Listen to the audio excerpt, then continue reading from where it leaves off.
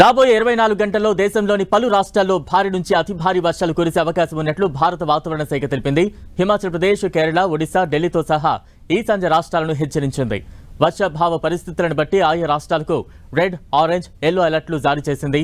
వాతావరణ శాఖ అందించిన సమాచారం ప్రకారం ఢిల్లీలోని కొన్ని చోట్ల ఉరుములు, మెరుపులతో కూడిన తేలికపాటి నుంచి మోస్తరు వర్షాలు కురిసే అవకాశం ఉంది. గురుగ్రామ్, నోయిడా, ఘజియాబాద్తో సహా ఎన్సీఆర్లోని అనేక ప్రాంతాల్లో రాబోయే 24 గంటల్లో తేలికపాటి నుంచి భారీ వర్షాలు కురుస్తున్నట్లు వాతావరణ శాఖ అంచనా వేస్తోంది. గత 2 రోజులుగా గుజరాత్లో భారీ వర్షాలు కురుస్తున్నాయి. దీంతో పలు ప్రాంతాలు జలమయమయ్యాయి. వర్షాల కారణంగా నవసారి జిల్లా తీవ్రంగా ప్రభావితమైంది.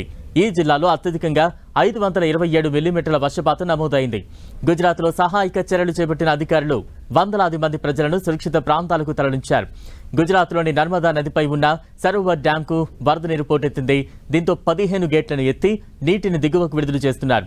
మరోవైపు పూర్ణ, కావేరీ నదుల ప్రమాదకరంగా ప్రవహిస్తున్నాయి. దీంతో ముందు జాగ్రత్త చర్యగా బిలిమోరా నగర్ పాలిక నుంచి 102 మందిని తరలించారు.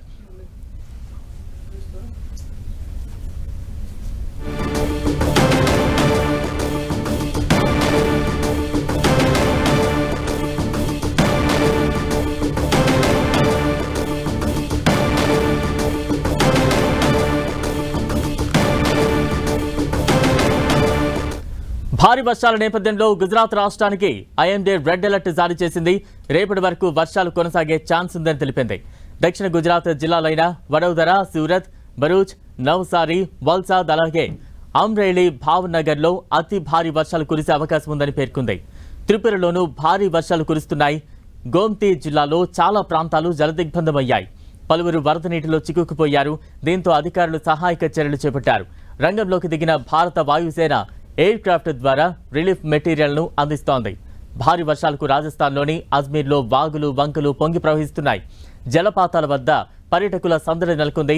మరోవైపు లోతట్టు ప్రాంతాలు జలమయమయ్యాయి. పలు కాలనీల్లోకి వర్షపు నీరు వచ్చి చేరుతోంది. దీంతో జనం తీవ్ర ఇబ్బందులు ఎదుర్కొంటున్నారు. మణిపూర్లోనూ వరదలు పోటెత్తుతున్నాయి. ఎడతెరిపి లేకుండా కురిసిన వర్షాలకు లోతట్టు ప్రాంతాలు జలమయమయ్యాయి. కాలనీలోకి వర్షం నీరు వచ్చి చేరింది. వరద ప్రభావిత ప్రాంతాల ప్రజలను పునరావాస కేంద్రాలకు తరలించారు.